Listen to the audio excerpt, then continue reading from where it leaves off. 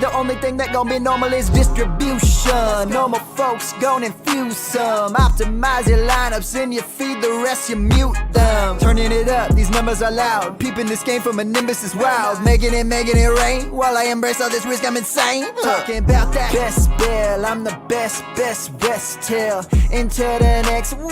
Guess I got next still. Best bill, I'm the best rest till into the next world. And welcome into the Week 13 Waiver Wire podcast and live stream from the Best Bell Fantasy Football Podcast. My name is Bradley Stalder. Follow me on Twitter at FFStalder. Today, what I'm going to do is dive into 12 must-add players for Week 13 as we're preparing for the fantasy playoffs. You know that you need to fill in some spots. We just lost Darnell Mooney for the year. Aaron Rodgers is dealing with injuries. What does this mean for our fantasy teams, and how can we replace them? Well, we're going to jump right into finding some replacements on the waiver wire because you're going to have to be making some fab bids, and there are some very viable options on the waiver wire this week. Some are deeper cuts, but some are frankly not, and you shouldn't be afraid to throw some fab their way, some underrated players. Start with the first underrated player. Zay Jones is a must-add wide receiver. He is 26th among all wide receivers in target share, 27th in target rate. This is a player who's 29th in fantasy points per game, completely under the radar, 11th in receptions. He has 58 receptions on the year. And this is a player, if you go back, former second-round pick, 2017, out of East Carolina, he had a 40% college target share. It was 99th percentile. And he was drafted by the Bills and then was bounced around a few places, just couldn't find a footing. And finally, here in Jacksonville, is on pace to set a career high in receiving yards, in reception. He already has a career high in receptions. He's on pace to set a career high in targets.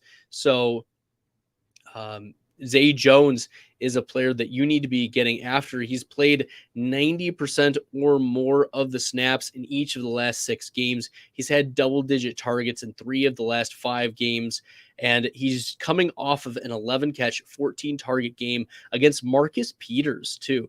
And Marcus Peters is no slouch, 145 receiving yards for Zay Jones, 127. He finishes the wide receiver 4 in full PPR.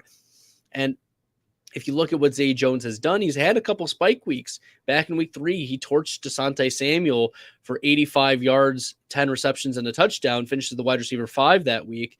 So we've seen some ceiling games out of Zay Jones, and he's definitely a waiver wire consideration, not rostered in a lot of places.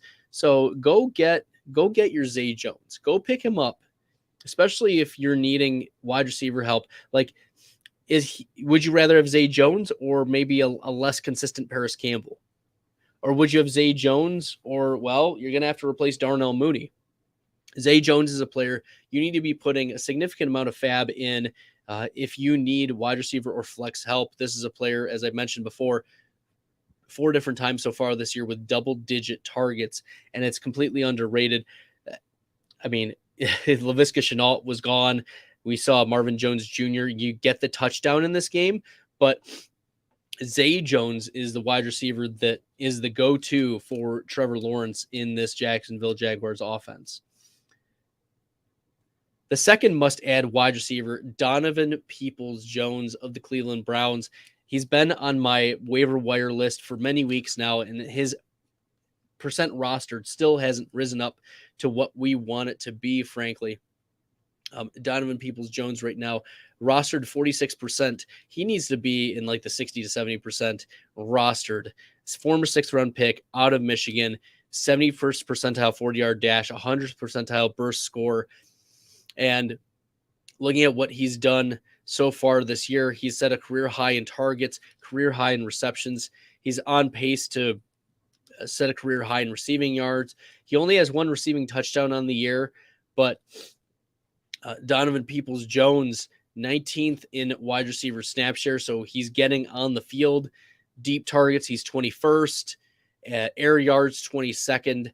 28th in receiving yards for this player who, is coming off, yes, a low game against Carlton Davis, but in week 13, Deshaun Watson gets Donovan Peoples-Jones. Deshaun Watson is now going to be available, and I'll talk more about Deshaun Watson here in a few minutes.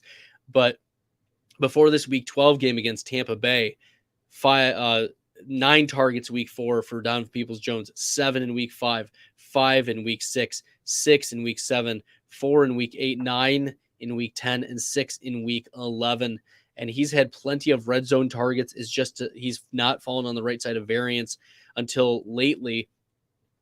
And he was coming off of top 34 wide receiver finishes in each of the last 5 games before this Week 12 dud. So you expect that Donovan Peoples-Jones should be a bounce back candidate, should be added off of your waivers, especially a buy low candidate too. If your trade deadline has been extended or doesn't exist, Donovan Peoples-Jones is a flex consideration, I think, moving forward. And the addition of Deshaun Watson, who led the NFL in passing yards before he was put on suspension, Donovan Peoples-Jones really fits that downfield threat.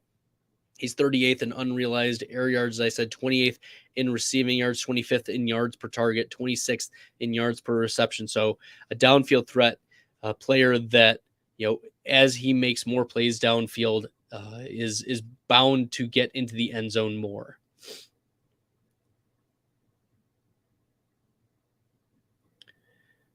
Next, must add running back JaMycal Hasty.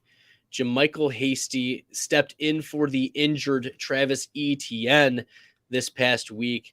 And Hasty, an undrafted running back out of Baylor, has a few years in the NFL, previously played for the San Francisco 49ers, and was used as a pass down back. But now in Jacksonville, he's been given some carries. He runs routes. He gets carries. He broke off a big run back in Week 6 against Indy, where he scored the touchdown. He finished at the running back 20 then. But in place of Travis Etienne, this Jacksonville running back role is very, very valuable. 12 carries, 5 targets, 5 receptions, 95 total yards. Finished at the running back 5 this week. And I was lower on Travis Etienne this week, but that worked out. Unfortunately, I wasn't predicting injury, but JaMycal Hasty is a player that, there was reports that Doug Peterson said that Travis Etienne was good to go, good to get back into the game, and this was merely a precaution. But JaMycal Hasty it seems like he's going to be getting a lot more work moving forward, especially with now another foot injury that Travis Etienne has had. I could see JaMycal Hasty getting into that 25 to 30% snap share, and more significantly eating into what we had seen Travis Etienne getting the majority of carries and snaps and everything. And I think he still will. This was a minor injury for Etienne, but Hasty is a player that you need to be targeting on your waiver wire. Obviously very, very productive. There's a question from ML regarding Corey Davis. Was effective first few weeks of the season, back from injury, had double the snaps of Elijah Moore this week. Great weeks 15 through 17 schedule, Detroit, Jacksonville, and Seattle. And we can talk Corey Davis for just a second, and that'll also segue into an Elijah Moore conversation.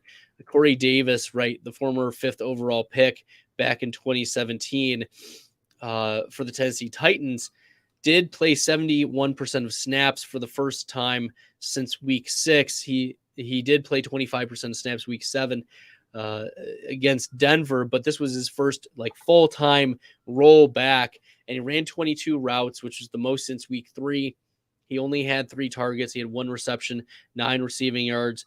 Did not do particularly well, but you have to wonder with the bad weather and with Mike White targeting Garrett Wilson.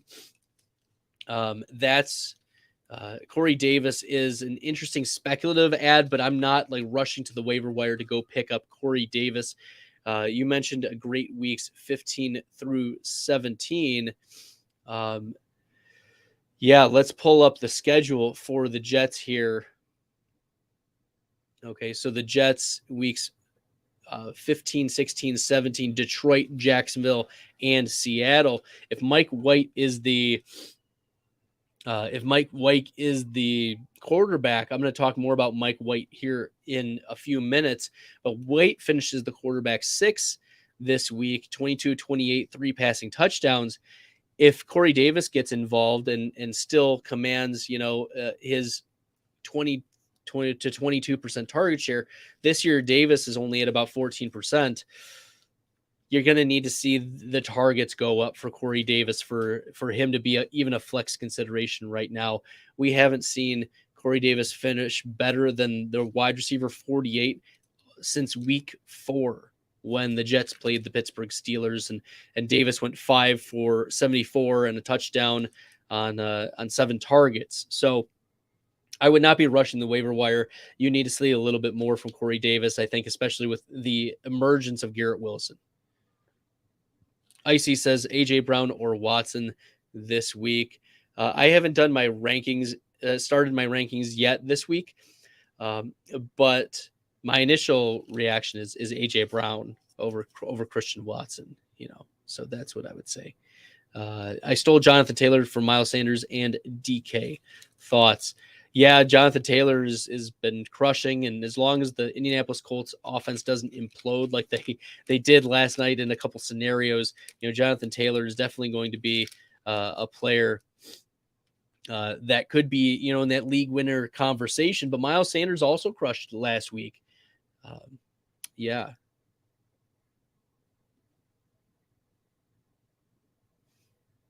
So I wouldn't be too worried about Jonathan Taylor, DK Metcalf. I think that Jonathan Taylor is a higher floor and a higher ceiling than Miles Sanders. So that's what I would say about that. Okay, let's keep her rolling here. We're going to talk about another running back who's going to be more thrust into a role than anything, and that's Benny Snell. And he's a must add, not because I think he's a super talented running back. He's not. In fact, his athletic profile is pretty pathetic. He ran a 4.66 combine at his 28th percentile, 12% burst score. You look at his tape. He looks like he's running through molasses. It looks like he's running through quicksand. He's trying to move, and it's not very effective. And that's evident by, in 2019, 3.9 yards per carry, 2020, 3.3 yards per carry, 2021, 2.7 yards per carry. And yes, he has 12 rush attempts this year, 5.2 yards per carry, but that'll even itself out. It's not as though, Benny Snell went from a 4.66 type of running back to, a 4.3 or 4.4 type of speed. And he got 12 carries in this game with Najee Harris out. And we're still waiting how long Najee Harris might be out. It could be a short-term injury, which is what a lot of the fantasy football doctors are indicating. Benny Snell, Anthony McFarland also is, if you want to pivot off of Benny Snell and you want to take some Anthony McFarland, the former 4th-round rookie wide receiver running back from a couple years ago. But Benny Snell, he's at least had a couple games in his career where we've seen some volume from him. Week 17 in 2019, or week 6, he had 17 carries for 89 total yards. Week 12 in 2019, 21 carries, 103 total yards. He finishes the running back 20. So, if he gets a full workload, he's a back-end running back too. And I'm looking through the rest of his game logs, and I don't see a better than running back 19 finish for Benny Snell. So if you're picking him up, it's because you need a spot start for one of the running backs who might be out or injured, or, if we find out Christian McCaffrey is not good to go, then Benny Snell is going to have to plug in for you, unfortunately. And there's just not much of a ceiling for Benny Snell. You're hoping that he falls into the end zone. But a really exciting wide receiver is Isaiah McKenzie, 5th-round pick in 2017. McKenzie, oh boy, yeah, played 73% of snaps, ran the second most routes of the season. So he's played a career high or a season high snap share, ran the second most routes, had the most targets of the season, second most receptions, his most receiving yards, and he had a touchdown, finishes the wide receiver 7 with 22.3 fantasy points. And, I missed on Gabriel Davis, but I was right in the process that I said that there was going to be another wide receiver outside of Stephon Diggs for this Buffalo Bills team that was going to crush. And I thought it was going to be Gabriel Davis given the matchup, but instead Isaiah McKenzie just hyper targeted in this Bills offense. So, you know, Isaiah McKenzie is a player that you need to be going after. Like McKenzie is, where is his ranking? He's wide receiver or 25% rostered. There's no reason Isaiah McKenzie on the offense that he's tied to, the quarterback that he's tied to, Isaiah McKenzie should not be at 25% rostered. Instead, he's a player that you can have the occasional spike week. This is the second time this season that we've seen a top 10 finish for Isaiah McKenzie. And with Buffalo moving forward, you know, let me look at the rest of the season schedule for Buffalo. But let me see here. They get Miami week 15. That could be a major shootout. They get Chicago, which has a really, really bad defense, and you could see the Bills taking advantage of them there. And then Cincinnati, at Cincinnati. The weather might be bad. It could be plus minus, but you have to think that this is a really good rest of season for Isaiah McKenzie, especially because James Crowder has been out with the long-term injury. And McKenzie setting a season high with routes run and target share. So there we go. Isaiah McKenzie must add wide receiver. Speaking of another must add wide receiver, former third round pick Nico Collins of the Houston Texans is a player that you need to be considering on your waiver wire and is a must add player for week 13, especially if once again you need the flex play possibility. Okay, Nico Collins, 9 targets, 6 receptions. He only had 44 yards with Kyle Allen, but he was shadowed primarily by Xavier Howard. Ran the most routes of the season, 77.3% percent of routes. He did only finish as the wide receiver 45, but if he falls into the end zone, I mean, we're talking top 20 wide receiver for Nico Collins. It played 75% of snaps. In fact, since he's been back from injury, he's played 75% or more of the snaps.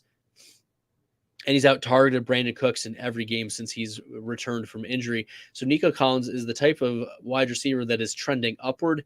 You need to be considering he might be on a bad offense, so he's nothing more than at best a wide receiver 2. But consider Nico Collins picking him up this week. Michael is asking from YouTube, should I start Deshaun Watson over Dak Prescott? This first week, I'm not advising starting Deshaun Watson if you have a viable candidate. Now, we look at what Dallas's schedule looks like, and they get the Indianapolis Colts. They should be able to crush against the Colts. So I'd start Dak Prescott week 13 over Deshaun Watson. Plus, you want to see it from Deshaun Watson. It's been, over 20 months since we saw Deshaun Watson play, and he gets the Houston Texans, right? And the Houston Texans, as bad as they are on defense, they don't give up a lot of quarterback points, and they don't give up a lot of wide receiver points. So you're not going out of your way to aggressively play Deshaun Watson this first week. Now, the rest of the season for the Cleveland Browns and Deshaun Watson could prove a little bit more interesting as the Browns get Cincinnati, which could be a shootout in week 14, Baltimore, which could be a shootout in week 15. They get New Orleans, which is a good matchup, and then Washington as well. So things can get a lot better, or you can have more shootouts later on in the fantasy playoffs for Deshaun Watson, but I'm not confidently starting it. He's still going to be like a back-end quarterback 1, but I'm not going out of my way if I have a better option. I'm not aggressively starting Deshaun Watson this week. Michael also asked, would you start Nico Collins over Brandon Cooks? And I would for right now. I mean, Brandon Cooks has mightily struggled. If we look at what Brandon Cooks has been doing, right? Let me pull it up here.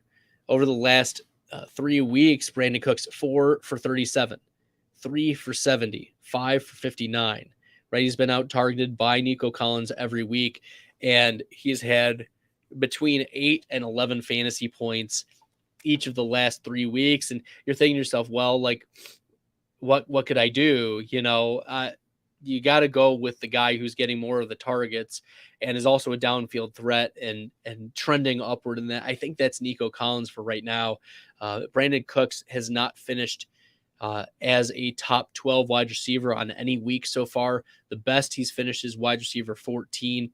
And he's only finished as a top 24 wide receiver twice, week 1 and then week 4. So we've seen wide receiver 69, 48, 37, 50, 38, and 41 each of the last 6 weeks. That's not getting it done for you. It's not getting it done for you. The lack of touchdowns really hurts all of the Texans pass catchers. So if I'm leaning somebody, I'm leaning Nico Collins. But, Brandon Cooks still is commanding a 21% target share on the season, 23% target rate. So I would still lean Nico Collins. Michael is a weekly viewer. Thank you, Michael. I appreciate you jumping in and chatting with me today. You love what I'm doing. I appreciate you. Make sure you're sharing it with your friends and buddies and everything. I really appreciate you jumping in here, Michael, and asking the questions about some of the waiver players. Slammy is asking, should I trade away Mike Evans and Dameon Pierce for CeeDee Lamb? Absolutely, you should. Absolutely, you should. You should have already slammed that deal. You should have accepted a long time ago. CeeDee Lamb is a top 10, if not a top 5 wide receiver weekly moving forward. Dameon Pierce has, we've talked about the Houston Texans' struggles on offense for the wide receivers, but pivoting to Dameon Pierce, right? Yes, he's been a sensational story at the beginning of the year. He was running back 9, 5, 11, 18, 20, 13, 18. But over the last 2 weeks against Washington and Miami, he's been mostly game scripted out of these games. And he has 15 total carries, 9 total targets, and 33 total yards. That's not getting it done for you. And there's not reasons for optimism either. It's not like, oh, Dameon Pierce is this generational talent. No, Dameon Pierce was a 4th round pick, 50th percentile speed, 4th percentile agility, 48th percentile burst. Like, he was a decent player at Florida, and he had an amazing stretch run. But my concern, and I put this out, I should find the reel, or I should find the clip where I expressed my concern that Nico Collins might not be able, or Dameon Pierce might not be able to maintain this level of efficiency throughout the season. So if you can trade Mike Evans and Dameon Pierce to get CeeDee Lamb, I would do that in a heartbeat, for sure. All right, let's keep her rolling with another must-add running back. Zonovan Knight, the undrafted rookie out of North Carolina State. His player profiler comp is Khalil Herbert. He's got average speed and 40-yard dash from the combine, but his agility score is very, very interesting, almost 90th percentile. This was a player who, caught some passes at North Carolina State. And when he was able to see the field in week 12 against Chicago with Michael Carter dealing with the ankle injury, Donovan Knight, 14 carries, 3 targets, 3 receptions, 103 total yards. He didn't have a touchdown, but he finished as a top 24 running back. And you have to be happy with that. And so if Michael Carter misses this coming week, it was already Zonovan Knight getting, 5 of the 14 carries. He got 30 to 35% of the carries with Michael Carter in the lineup. And now Michael Carter dealing with the ankle injury. We should see and get more updates about whether Carter is going to be available for week 13. But that's why Zonovan Knight is a must add, because imagine he gets 65% of the snaps. He gets 16 carries, 4 receptions. We're talking about, and he falls in the end zone, maybe we're talking about a top 12 running back for a week, right? Zonovan Knight is at least athletic enough when given the opportunity that he's not going to be a zero. Like, if I'm prioritizing running backs, I'm prioritizing Zonovan Knight over Benny Snell based on their talent profiles, not necessarily based on the opportunity. So Zonovan Knight is a priority add, 5'11", 209, and his stats at North Carolina State, at least 130 rush attempts each year, at least 740 rushing yards each year, at least 5 total touchdowns each year, at least 20 receptions each of the last 2 seasons, at least 130 receiving yards each of the last 2 seasons.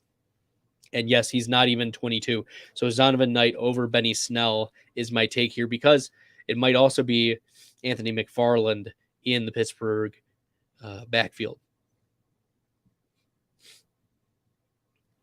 Zach Bennett from YouTube, thanks for tuning in, asking about Josh Jacobs' rest of season. And I would say Josh Jacobs is a must start every week.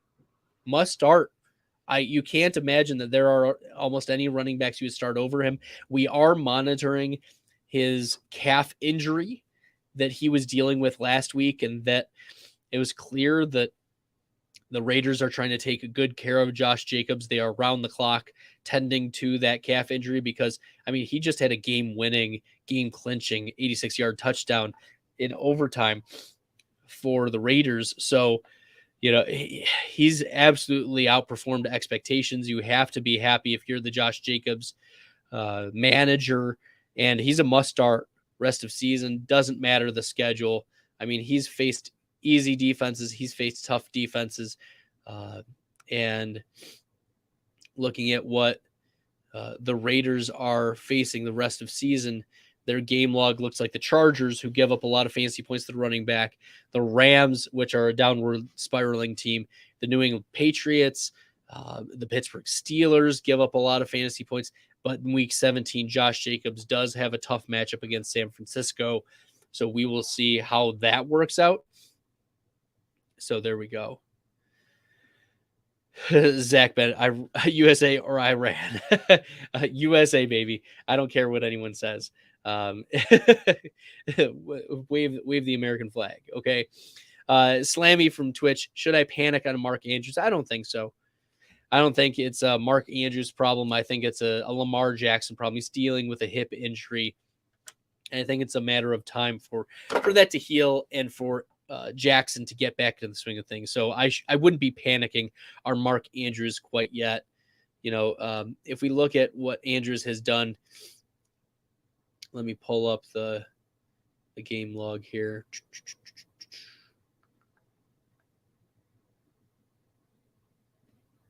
There we go. Yeah, so Andrews, I mean, he had 7 targets in this game, 4 receptions for 50 yards. He also had the 2-point conversion, which is, you know, a big deal for trusting players at the goal line, near the goal line.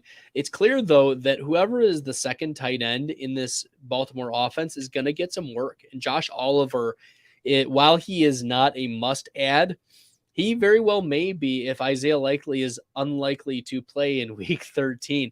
You should be considering Josh Oliver as a desperation tight end play because Demarcus Robinson is going to be inconsistent, only had 4 targets, 1 reception for 17 yards in this game. Devin Duvernay only had 3 receptions in this game. Deshaun Jackson had 2 receptions in this game, and no other wide receiver. Like, the wide receivers only had 6 receptions total out of Lamar Jackson's 16 completions. So no, I would not be panicking on Mark Andrews just quite yet.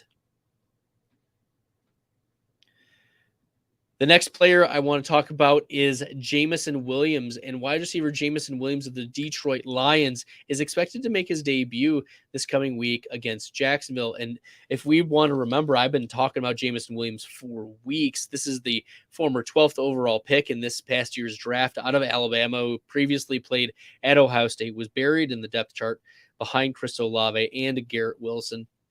Jameson Williams player profiler comp is Will Fuller with the dynamic 40-yard dash. He ran a 4.3 40, 105.3 speed score. That's 84th percentile. And his college stats are just off the charts. He's a downfield threat, 67% catch rate, 21% target share at Alabama. He also had 2 special teams touchdowns, 352 special teams yards. And that's a great indicator by a team to get a player involved on special teams. They learn a lot of positions. They learn more about the game. They're comfortable with moving in space. That's what you like to see in college. is players who are trusted with the ball in space, and Jameson Williams most certainly was 15 receiving touchdowns, but as I mentioned, also the 2 special teams touchdowns. So you should be pretty bullish on Jameson Williams. Get him onto your rosters. I wouldn't start him the first week because the lines are probably gonna limit his snap share, but Jameson Williams is a must add to your waiver wires. He's currently 30% rostered, so 70% of your leagues, you should be able to go get Jameson Williams. Must add quarterback for the week, Deshaun Watson. Now, Deshaun Watson's probably added in your league already, but you need to just check because sometimes you never know. And as I said this before, and I'll say it again, Deshaun Watson hasn't played football in like 20 months. Doesn't mean he's not going to be bad, or doesn't mean he's going to be good coming out of the gate. I think this Houston matchup is as much as a revenge game narrative. I think it's also they're just going to hand the ball off to Nick Chubb and Kareem Hunt, and this is a Nick Chubb game, a Nick Chubb game script, game flow, and Deshaun Watson is a must-add for the future because of his schedule, because of what the Browns face near the end of the season. As I mentioned, Cincinnati, Baltimore, New Orleans, Washington to close out the fantasy football year. So Deshaun Watson, especially in your Superflex leagues, he's probably already rostered, but maybe he's still hanging out there. So go see if Deshaun Watson is available on your waiver wires.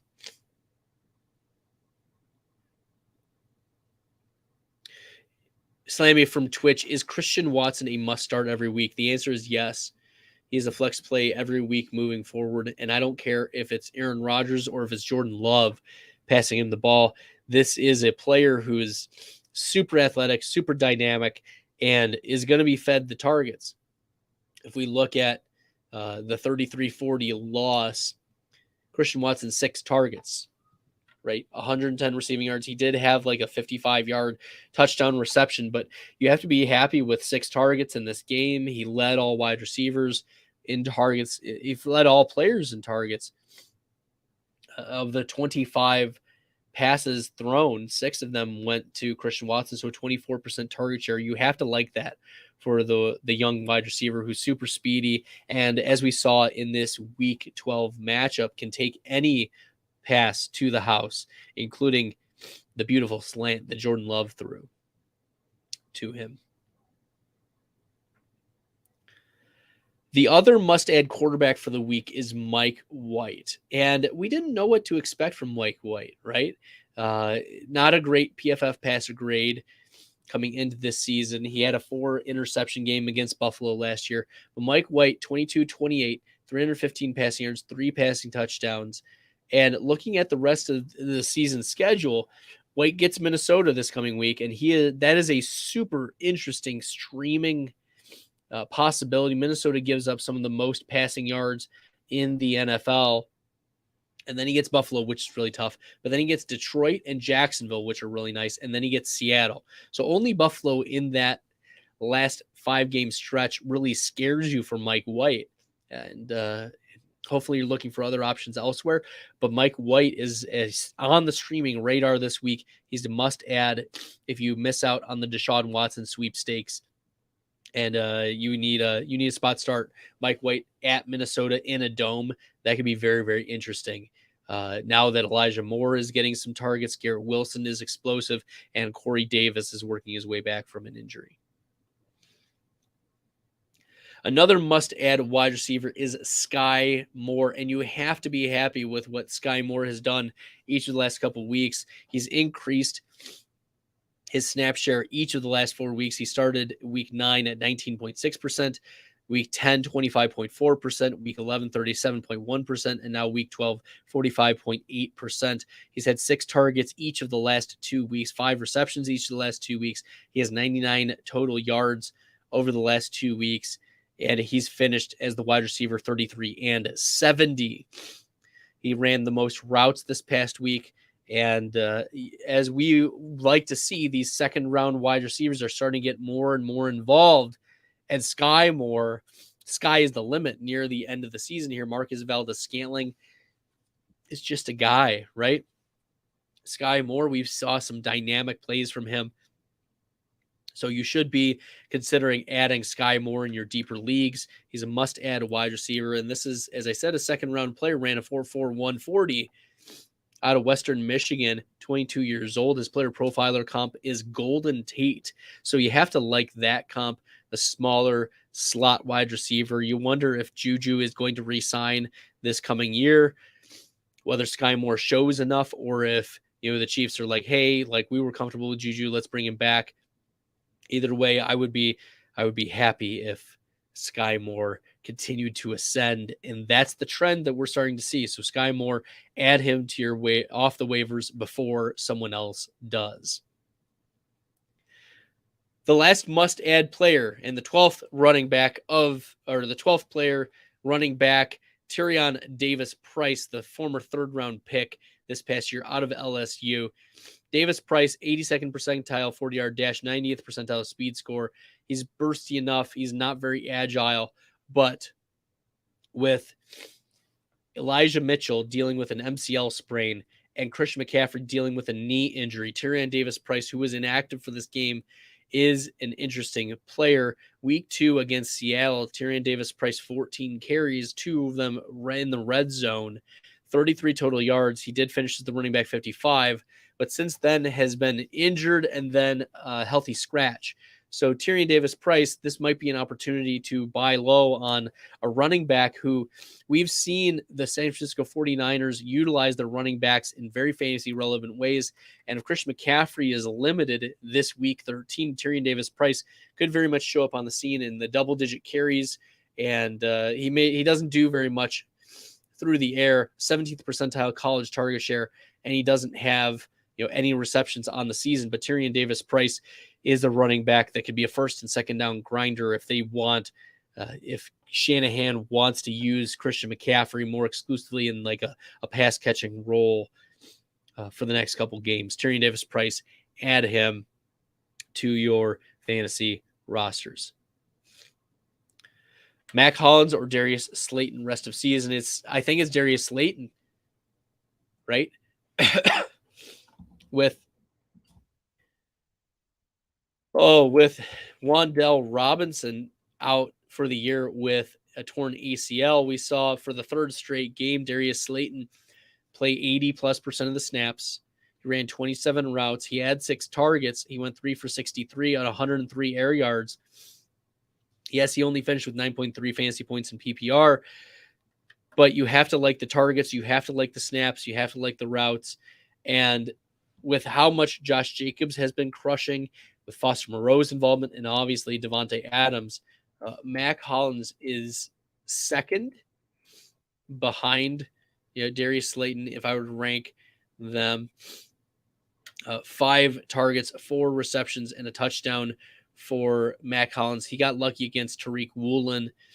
So I would still go with Darius Slayton over Mac Hollins, although I do get the love for Hollins. There have been a couple spike weeks for him. It's just I would trust Darius Slayton more with his role. That's how I'm operating moving forward, Michael. All right, that'll do it for today's podcast and live stream. Thank you so much, everyone, for tuning in. If you want to ask more questions about players, be sure to comment on this live stream video on the YouTube channel. Make sure you're hitting that subscribe button. Appreciate y'all doing that. Hopefully you took away some advice and some actionable pieces from this live stream for your waiver claims that you have to make tonight. And best of luck. Hopefully all your fab bids go through. There's nothing worse than like being $1 off, or you tie with someone else and they just had the higher waiver priority. That's always devastating. So best of luck this week with your waiver wire bids. I'll be sure to post each of these players that I say are must adds. I'm going to add them as individual little videos to the YouTube channel. So if you want to rewatch those, you can, or if you want to rewatch the whole thing live stream, you can do that as well. All right, everyone. Thanks so much for tuning in. Until next time, good luck in the fantasy football streets. Good luck with your waiver wire bids. I embrace all this risk, I'm insane. Talking about that best bill, I'm the best rest till into the next world. Guess I got next still. Best bill, I'm the best rest till into the next world. Guess I got next still.